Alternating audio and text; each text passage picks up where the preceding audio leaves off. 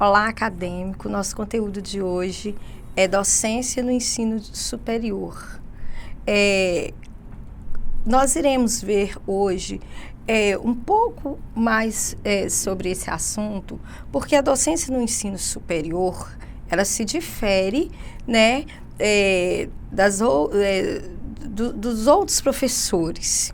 Mas não é a diferença de status, porque às vezes tem muita gente, né, que atua no ensino superior, ou os olhos de quem vê por fora já acha que quem está no ensino superior tem mais status, né, tem um ego mais inflável, mas na realidade não é isso. O professor do ensino superior, ele tem que ter um preparo maior, porque ele vai estar preparando outros professores. Igual, por exemplo, um professor, né, do ensino superior de matemática, ele vai estar preparando as pessoas, né, para exercer a matemática, assim como as outras matérias, igual a medicina, o professor vai estar preparando médicos, enfim. Cada função, né, tem a sua importância, a sua especificidade e a sua necessidade.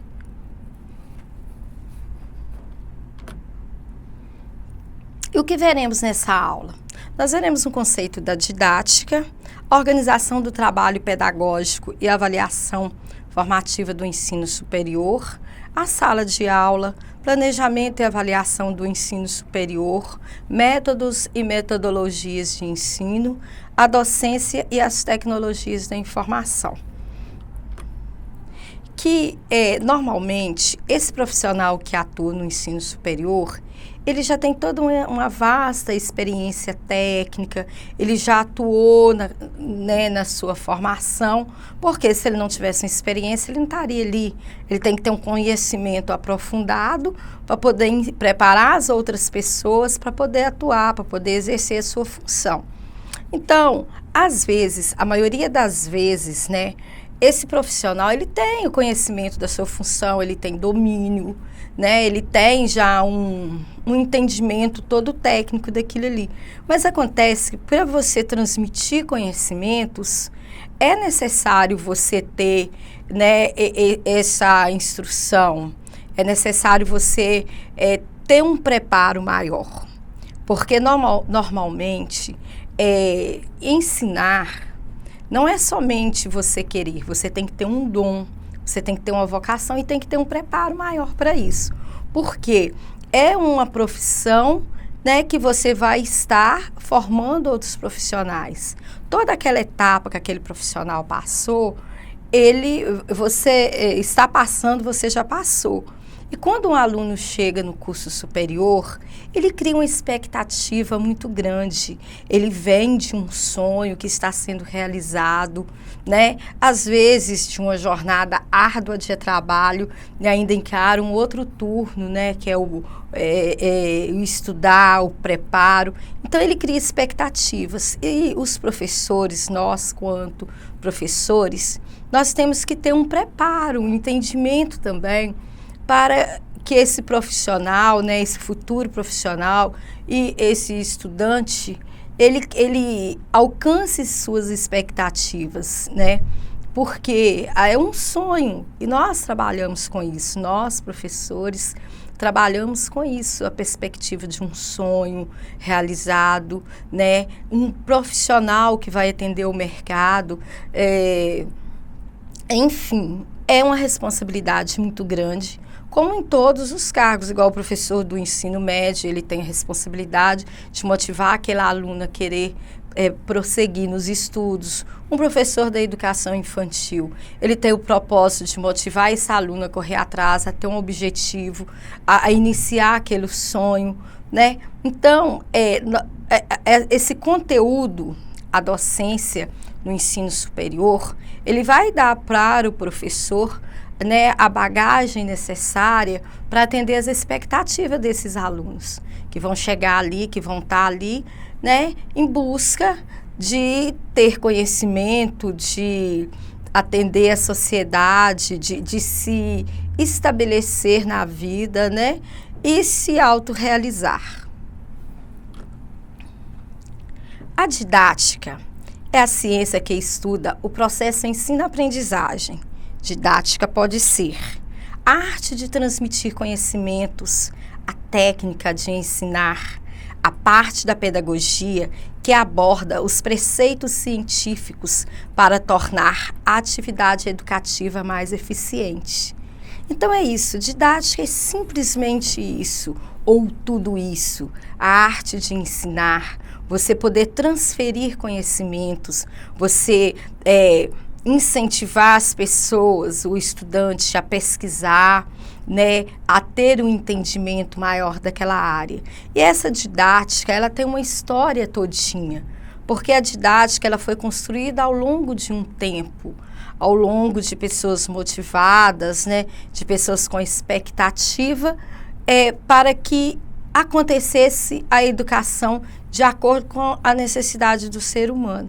E essa educação, essa didática, né, ela foi ao longo de um tempo sendo construída. Ela simplesmente não existiu assim no estalar de dedos. Nós vamos ver um pouco dessa história, quem está envolvido, né, com a didática, como que tudo foi o começo.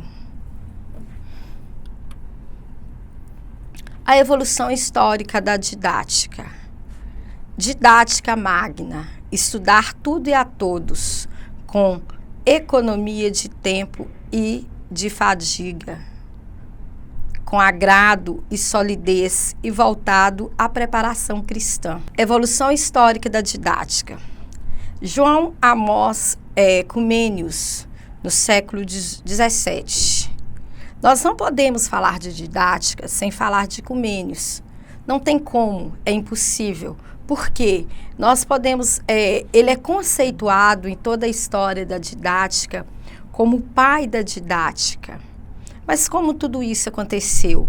Ele foi uma criança que perdeu os pais muito cedo, né? Ele foi educado por seus tios, que eram pessoas evangélicas na época. Então ele foi criado, ele estudou num colégio evangélico, com educação super rígida, né, que ele era palmatória se errasse, aquela educação onde era o professor era a autoridade máxima dentro da sala e o aluno ele era avaliado através dos seus conhecimentos, mas de que forma? Decorar tudo o que o professor passasse. Esse era o bom aluno. Então ele não concordava muito com aquilo, né? Ele achava que aquilo ali estava errado. Ele não tinha essa ideologia de educação. E não conformado com isso, né? Ele cresceu, estudou e se tornou professor, filósofo e pastor.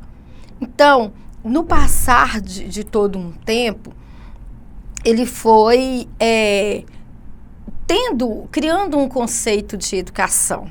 Ele achava que a educação era para todos, de forma igualitária, e todos teriam o direito a tudo. Inclusive, tem uma parte que ele fala, que ele defendia muito, que até os 33 anos, o homem deveria estar adquirindo conhecimento, passar o tempo estudando. Ele acha que aí depois desses 33 anos, desse período todo, que ele entendia que o homem já tinha evoluído no seu conhecimento, né, já tinha tido um conhecimento, um estudo necessário, o homem poderia ir para o mercado de trabalho. Mas como que deveria funcionar isso? Eu acho muito interessante a forma conforme ele distribui o tempo. E olha que não seria nada mal. Ele imagina assim, que 4 horas por dia o homem deveria dedicar-se a estudar, né? Mais 4 horas a um trabalho, a uma profissão que ele já estaria estabelecido. 4 horas de lazer, né? E para lazer, estar com a família, se divertir, fazer o que quisesse.